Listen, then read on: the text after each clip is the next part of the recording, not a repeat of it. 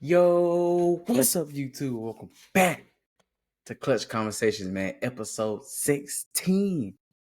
Don't forget to like, comment, subscribe, man. Tell everybody about Clutch Conversations. Your mama, your sister, your brother, your auntie, your cousin. I'm gonna say that every time. Hey, man, I'm gonna get straight into it, bro. Hey, this game, it was a good game. It was a shootout, but second half, somebody pulled away. But this game right here. Hold up, let me make sure I got all my ducks in a row. Man, this game was good. The Lions beat the 49ers 40-34. A shootout in that first half. But let me go over the stats right quick. All right. Jared Goff 26 for 34, 303 yards, 3 touchdowns, clean game, no picks. Jahmyr Gibbs 18 carries, 117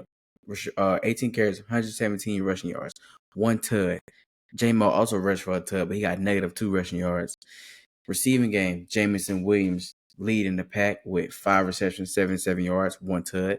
Sam Laporta, 6 receptions, 64 yards, 1 tud. Amon-Ra, 8 receptions, 60 yards, 1 tud. Hey, man, let's talk about the losing people stats too before we get into what we like and dislike. Brock Purdy, 27 for 35, 337 yards, 377 yards. I'm tripping. 3 touchdowns, 2 picks. He did go out with an injury late in the fourth, so Joshua Dobbs came in 3 for 4, nothing too crazy. Rushing game really was non-existent today, but my boy Ricky Pearsall had a day.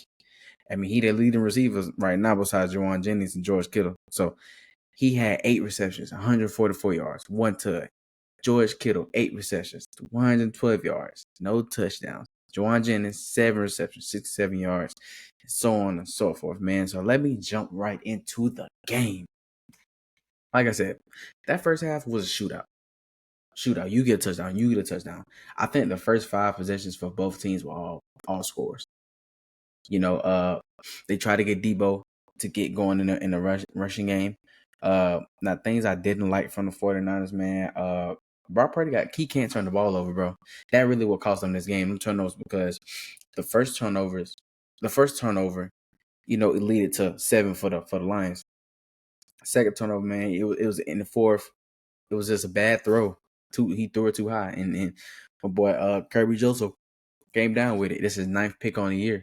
So yeah, it was a ugly game for Brock Purdy, even though he had the stats, but you just can't turn the ball over. I mean, this Niners team isn't really going anywhere. This was just a game.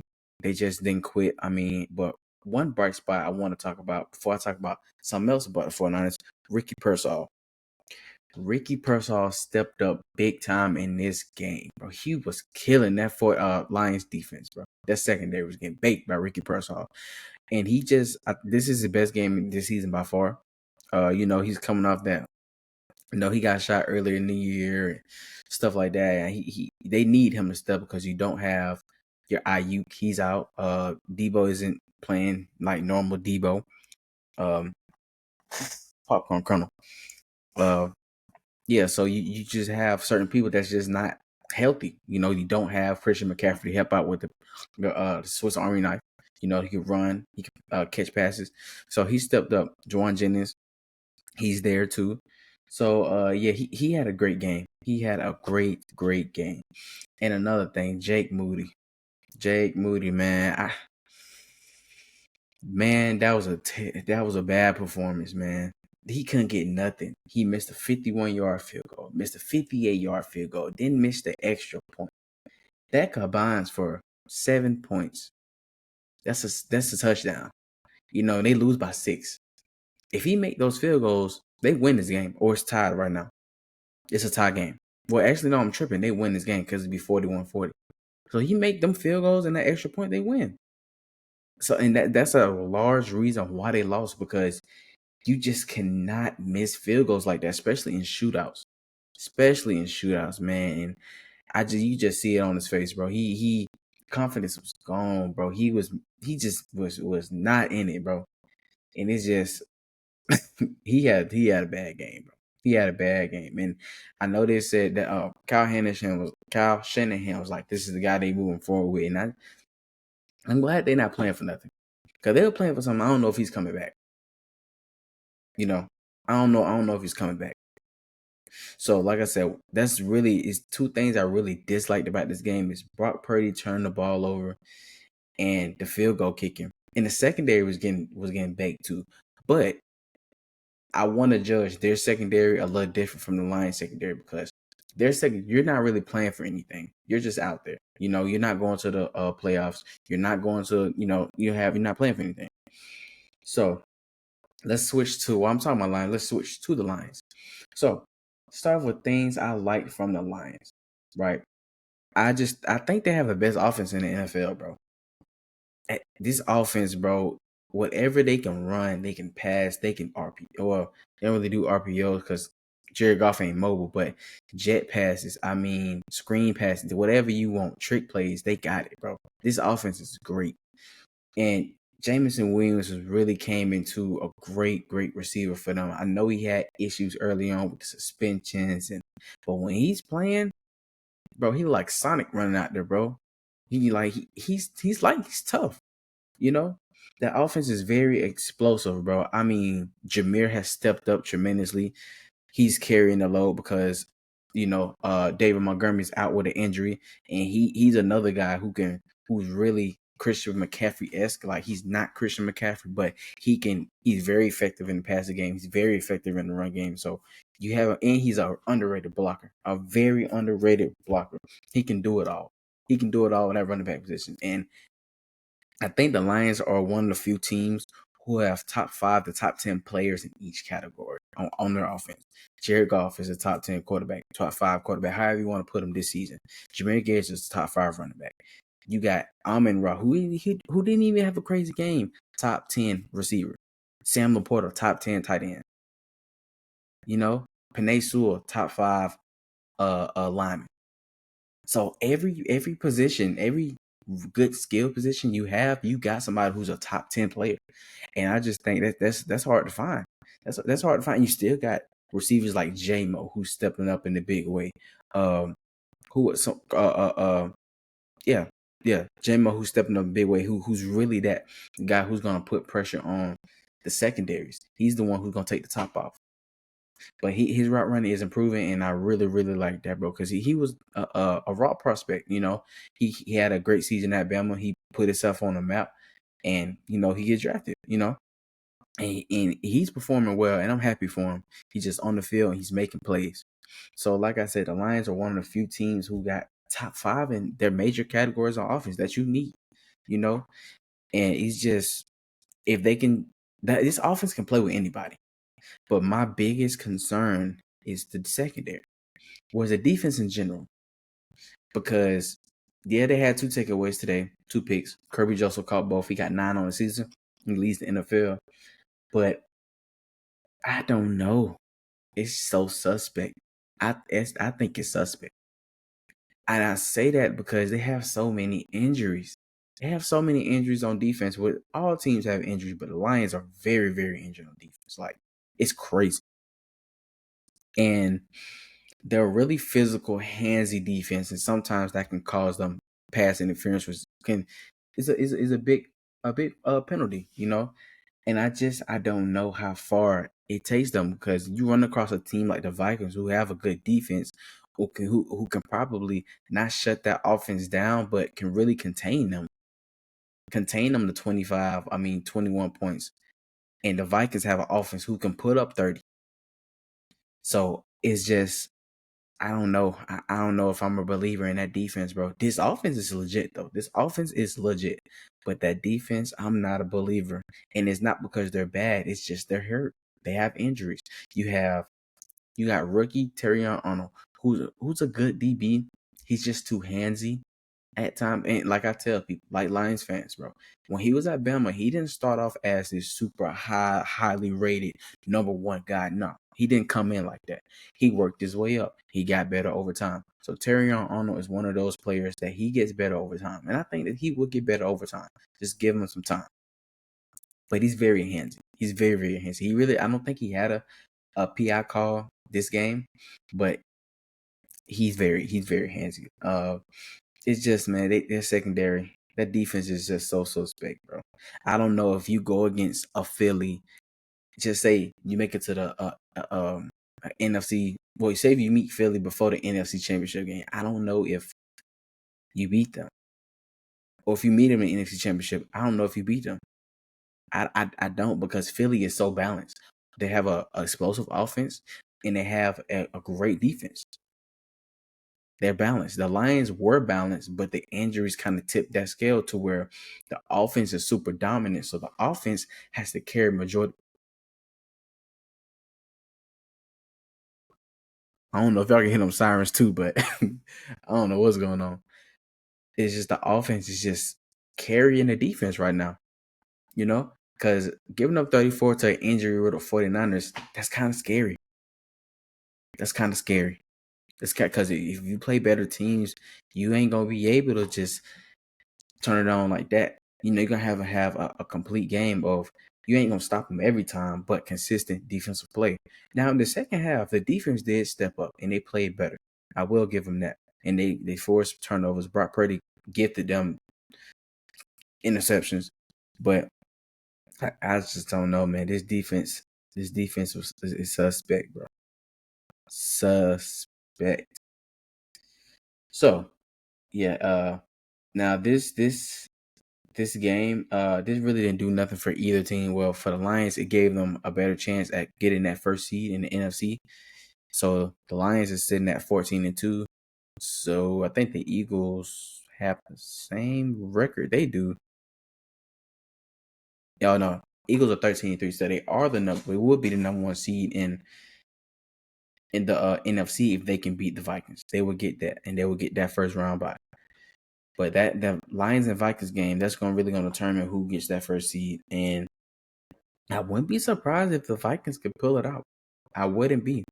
Because like I said, that Vikings defense is able to put pressure on quarterbacks. And the way to beat the Lions, you cannot let Jared Goff sit back there and pat the ball. Because he's gonna deal it every time. He's gonna deal it every time. So and the Vikings is a defense that will bring pressure because they trust that their secondary can match up with your receivers. So they will bring pressure on Jared Goff. Didn't he play earlier this season? Yeah. And they played earlier this season and the Lions won by 2. But October 20th, the difference is they wasn't as hurt as they are now. That's the only difference that I see. Because if we look at this overview or players that they had David Robinson. He didn't have a good game, but he was still there. They still had Khalif Raymond, who I think is coming back next week. On defense, they still had Jack Campbell. You still had Alex Azalon. I forgot to say his name. Yeah, something like that. You still had your linebackers. A lot of these players that were playing in this game are not healthy now. So that's going to be a big, big difference. That's going to be a big difference because if you look at this game today, a lot of those players I just named, like I said, are not playing. Yeah. Especially in that linebacker position. They're really hurting on the linebacker position. So I don't know. That's gonna be a good one. I wouldn't be surprised if the Vikings pull it out. But hey, who knows? And the Vikings getting the 1 seed in the NFC was on nobody being on card this year. Nobody. So yeah, this is gonna be an interesting next week. I'm kind of curious to see what games are for the final week. I think it's not really that many crazy or meaningful games next week. Let's see. Okay, Browns and Ravens. The Ravens need to win that one. Bengals and Steelers. That's a meaningful game for the Bengals. They can potentially have a playoff berth. Falcons and Panthers. Giants and Eagles. Giants and Eagles is a big game for Saquon. That's okay. So I lied. It's some big games. Bears and Packers. That's not really a big game. Seahawks and Rams is a big game. Yeah. Chiefs and Broncos is really not that well. It's big for the Broncos because they can. I think they'll clinch the playoffs. They might get a playoff spot if they win this game. Because I don't think they're out. But yeah, this game, bro, this game was a good one. It was like I said, it was a shootout, offensive juggernaut. Shootout in the second half. The Lions just kind of pulled away and came away with the dub.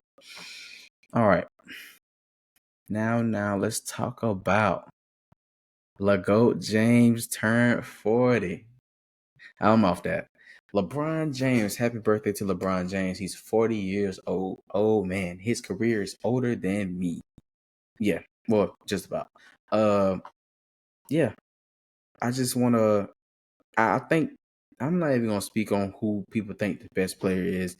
I just think we should all respect the players in their own right. Respect the eras. Respect the LeBron in his era. Respect the code.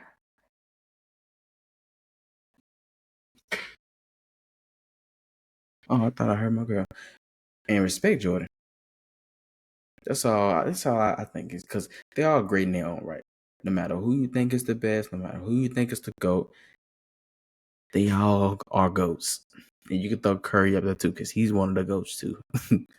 you know, yeah, my boy LeBron is a 40-year-old man. He been in the league since he was what, 17? That's wild. That is insane. All right. So I seen it's just this little thing that I don't know who beefing with Dion, but y'all know Dion play by his chiller, right? So Dion made a post and said it will be multiple idiots that will say things that aren't totally true regarding where I would like Shador and Shadows to play in the NFL. If I if I say it will, if I say it, I will say it directly to whom it may concern, not an attention seeker. I do know NFL commission personally, mic drop. And he said they already started line and post positioning, but they forgot I got time today. And I do want to say, nepotism has been going on forever. Not am I using the right word? I'm talking about nepotism. Oh, I just had a brain for it. I don't think I'm using the right word for that.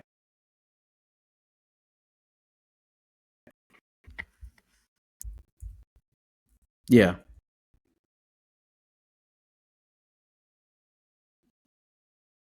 Okay. Yeah. Yeah. I think I'm okay. I'm using the right word. I'm just making sure. I'm just making sure I'm using the right word. All right. Nepotism has been around forever. Right. Thing is, why is it a problem when we when we do it? Not trying to make it like that, but I'm just saying, look at the Mannings. They did it. And there's nothing wrong with that. You have NFL connects. You want your child to go to the best position or best team they possibly can. So I don't see nothing wrong with Dion trying to have his sons go to a certain team. There's nothing wrong with that. Because why if I'm Shador, why do I want to get drafted to the Browns? You know? Like, bro, his best situation and where he wants to go is the Giants. I don't know why he want to go to the Giants. I mean, they got Malik Neighbors. That's a bright spot. The O line is, but hey, if that's where he want to go and they have a chance to get him there. Because if I'm not mistaken, who drafted Eli originally? Wait, Dion did it. Dion said, "Hey, I'm not going there." What team originally drafted Dion?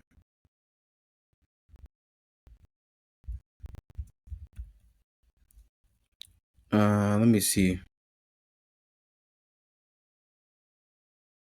Because it's just it's just you just want your kid to be successful because it's just, bro, what's wrong with that?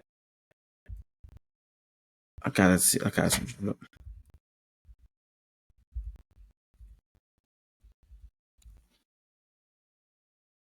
Yeah, I don't see what's the problem with that.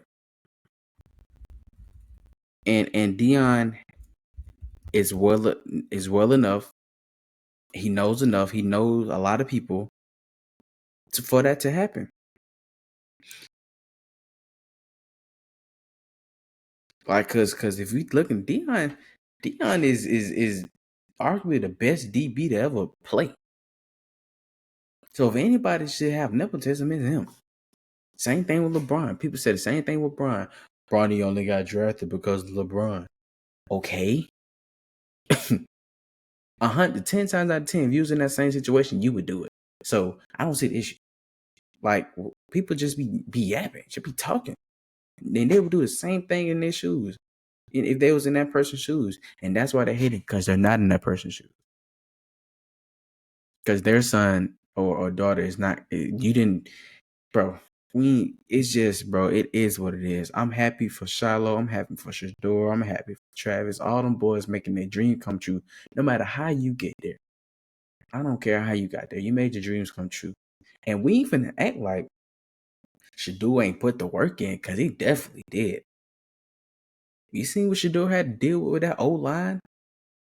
And still came out as a #1 quarterback to get drafted? Like, what are we talking about? What are we doing?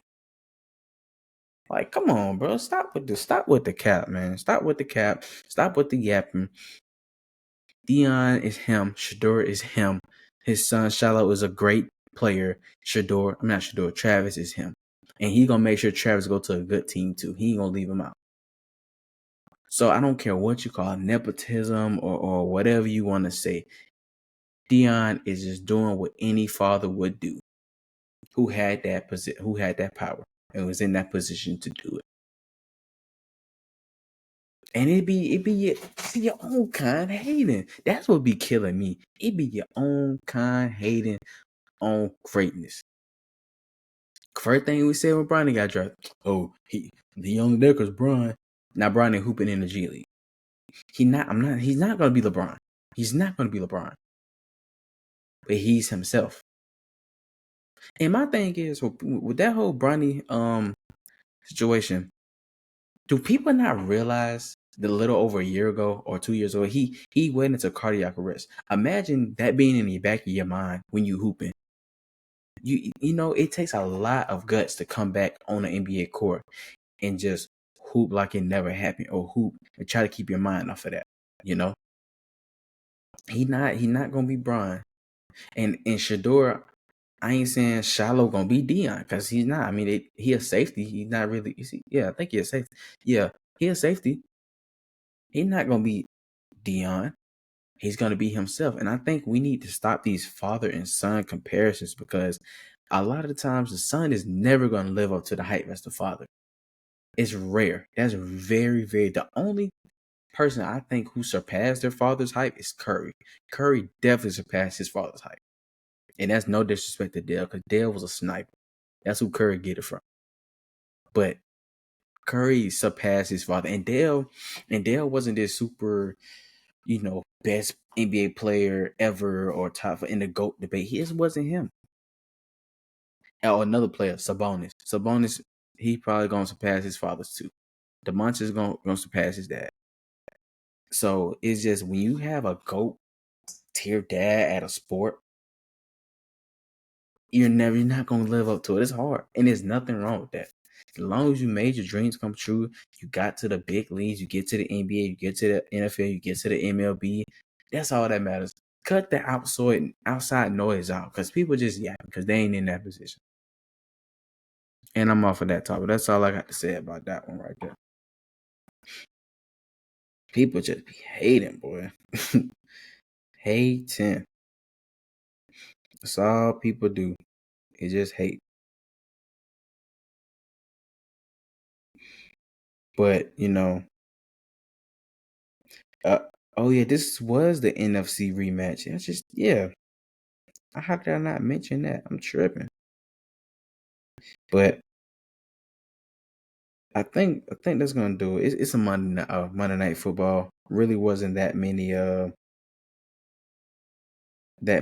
Wait, before I get off, I just seen this thing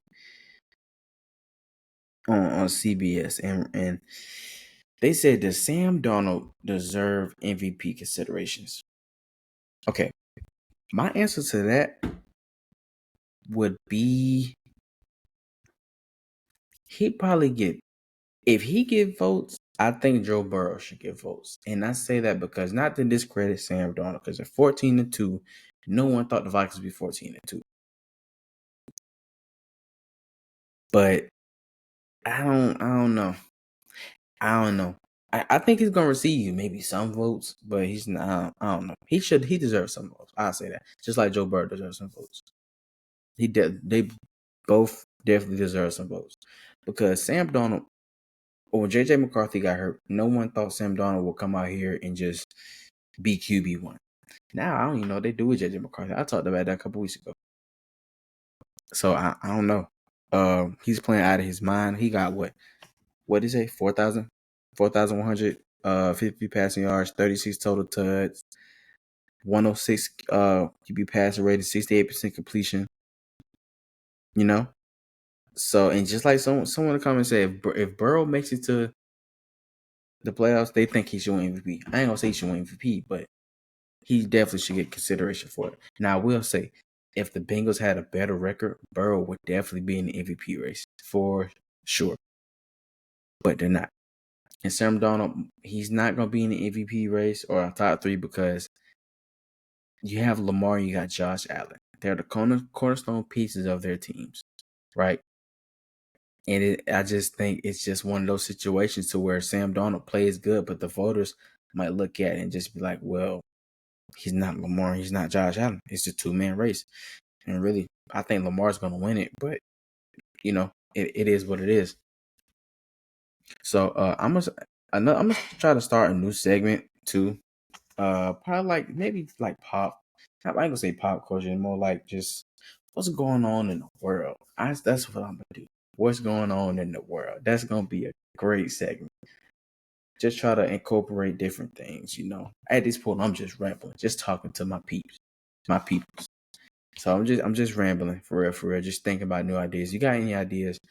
Leave them for me and type them in the comments, man. Just help me improve, help us grow, help us become better. But that's gonna do it for episode 16 of Clutch Conversations, man.